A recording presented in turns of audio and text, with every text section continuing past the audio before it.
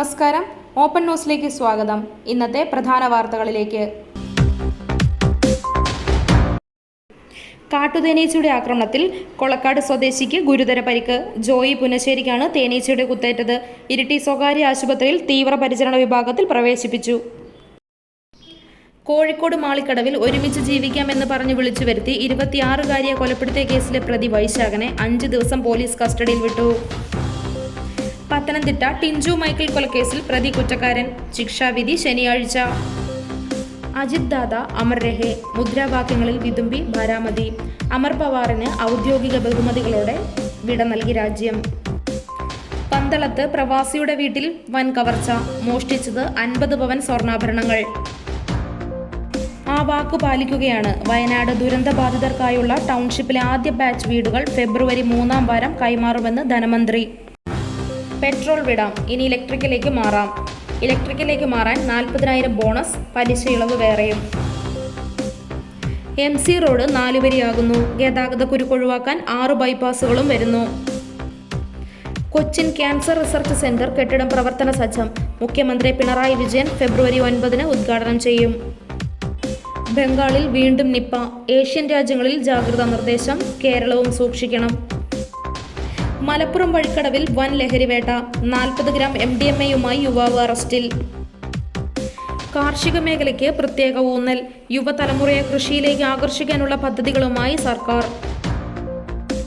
കേശവപുരത്ത് കുടുംബ വഴക്കിനിടെ മരുമകൾ ജീവനൊടുക്കി. നഗരൂർ കേശവപുരം സ്വദേശിനി മഞ്ജുമയാണ് തൂങ്ങി മരിച്ചത്. കീടനാശിനി ദേഹത്ത് വീണ് ചികിത്സയിലായിരുന്ന സ്ത്രീ മരിച്ചു.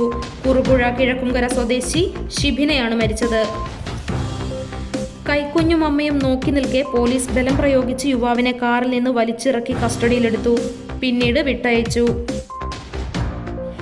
കണ്ണൂരിൽ CPM നേതാവിന്റെ വീട്ടിൽ 16-അംഗ RSS BJP സംഘം ഇരച്ചുകയറി. മാതാപിതാക്കളെ ഭീഷണിപ്പെടുത്തിയെന്ന് പരാതി. ട്രംപിന്റെ കോലം കത്തിക്കുന്നതിനിടെ പൊള്ളലേറ്റ് ചികിത്സയിലായിരുന്ന CPM ബ്രാഞ്ച് സെക്രട്ടറി മരിച്ചു. ഭാര്യയ്ക്കെതിരെ സുഹൃത്തുക്കളുടെ ലൈംഗിക അതിക്രമം. എതിർത്ത ദമ്പതികളെയും മകനെയും കൊലപ്പെടുത്തി ചാക്കിലാക്കി. പട്ടാമ്പിയിൽ ലോട്ടറി കട കുത്തിത്തുറന്ന് മോഷണം. ആ ലോട്ടറിക്ക് സമ്മാനവും. പ്രതി അറസ്റ്റിൽ. വനിതാ കണ്ടക്ടർമാർക്ക് ആർത്തവാവധി അനുവദിക്കാനാവില്ലെന്ന് KSRTC ഹൈക്കോടതിയിൽ അറിയിച്ചു. ഇത്തരത്തിൽ ആർത്തവാവധി പ്രഖ്യാപിച്ചാൽ ഇത് സർവീസുകളെ ഗുരുതരമായി ബാധിക്കും.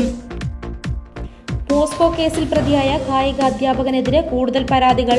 കസ്റ്റഡിയിൽ വാങ്ങി ചോദ്യം ചെയ്തേക്കും. കഴക്കൂട്ടത്തെ പോലീസുകാരുടെ പരസ്യ മദ്യപാനം. മദ്യപിച്ച ഉദ്യോഗസ്ഥർ മുഖ്യമന്ത്രി പങ്കെടുത്ത വേദിയിലുമെത്തി. വയനാട്ടിൽ മാത്രമല്ല, ഇടുക്കിയിലും തുരങ്കപാത. കട്ടപ്പന മുതൽ തേനി വരെ വന്നാൽ 20 കിലോമീറ്റർ ലാഭിക്കാം. റിപ്പബ്ലിക് ദിന പരേഡ്. കേരളത്തിലെ ടാബ്ലോയ്ക്ക് 3-ാം സ്ഥാനം. മെഡൽ പട്ടികയിൽ ഇടം നേടുന്നത് 12 വർഷങ്ങൾക്ക് ശേഷം. ബജറ്റ് ഒറ്റനോട്ടത്തിൽ. വിഴിഞ്ഞം അന്താരാഷ്ട്ര തുറമുഖത്തിന്റെ 2-ാം ഘട്ട വികസനത്തിന് 1000 കോടി. പ്രാരംഭ പ്രവർത്തനത്തിന് 100 കോടി. സർക്കാർ ജീവനക്കാരെ തലോടി ബജറ്റ്. അഷ്വേർഡ് പെൻഷൻ പ്രഖ്യാപിച്ചു. അവസാന അടിസ്ഥാന ശമ്പളത്തിന്റെ പകുതി ഉറപ്പാക്കും. സർക്കാർ ജീവനക്കാർക്ക് സന്തോഷ വാർത്ത. ശമ്പള പരിഷ്കരണത്തിന് കമ്മീഷൻ. DA കുടിശ്ശിക പൂർണ്ണമായും നൽകും.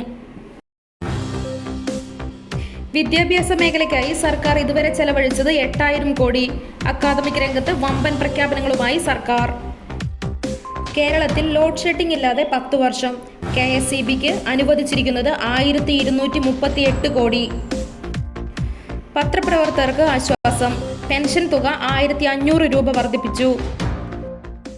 സ്കൂൾ കുട്ടികൾക്ക് അപകട ഇൻഷുറൻസ്. റോഡ് അപകടത്തിൽപ്പെടുന്നവർക്ക് ആദ്യ 5 ദിനം സൗജന്യ ചികിത്സ. ക്ഷേമ പെൻഷന് 14,500 കോടി രൂപ. സ്ത്രീ സുരക്ഷാ പദ്ധതിയിൽ 31 ലക്ഷം പേർ. അംഗൻവാടി വർക്കർമാർക്ക് 1000 രൂപയും ഹെൽപ്പർമാർക്ക് 500 രൂപയും വർദ്ധിപ്പിച്ചു. അന്തരിച്ച മുതിർന്ന കമ്മ്യൂണിസ്റ്റ് നേതാവ് VS അച്യുതാനന്ദന്റെ ഓർമ്മയ്ക്കായി VS സെന്റർ സ്ഥാപിക്കുമെന്ന് ബജറ്റിൽ പ്രഖ്യാപനം. ഇതിനായി 20 കോടി. ഇന്നത്തെ സ്വർണം വെള്ളി നിരക്കുകൾ. ഗ്രാമിന് 1080 രൂപ കൂടി 16,395 രൂപയും. പവന് 8,640 രൂപ കൂടി 1,31,160 രൂപയുമായി. വെള്ളിക്ക് ഗ്രാമിന് 400 രൂപയുമായി. ഇന്നത്തെ വാർത്താ ബുള്ളറ്റിൻ അവസാനിച്ചു. നന്ദി. വാർത്തകളും വിശേഷങ്ങളും ഇനി ഓപ്പൺ ന്യൂസിലൂടെ. Open news 24.